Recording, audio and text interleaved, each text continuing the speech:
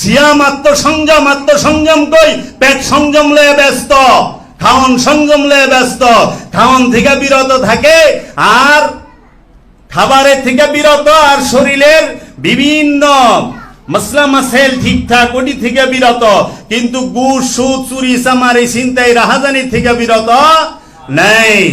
তাহলে হাকিকি সিয়াম কে করে? আত্মসংযম একজনও করে না। দেহ সংযম দা বোঝায়, দেহ সংযম করতে হইব, তার আগে আত্মসংযম, কারণ আত্মসংযম হইলে দেহ এমনি সংযম হয়ে যায়, ওইটার স্পেশাল ভাবে এটাই কানন লাগে না। আর সারা জীবন দেহ সংযম করবেন, জীবন আত্মসংযম হইব না। শরীরটা ভালো থাকবো, ঠিক আছে, এটা মানি, সব জিনিসেরই কিছু না কিছু উপকারিতা আছে। খালি দলিল চায়। এই আপনি যে কথা বলেন দলিল কোথায়, রেফারেন্স কোথায়? এক আল্লামা সাহেব, সে জ্ঞানের জাহাজ, তো বিদ্যার জাহাজ না, কইতেছে আপনি যে কথা বলছেন এটার দলিল দেন।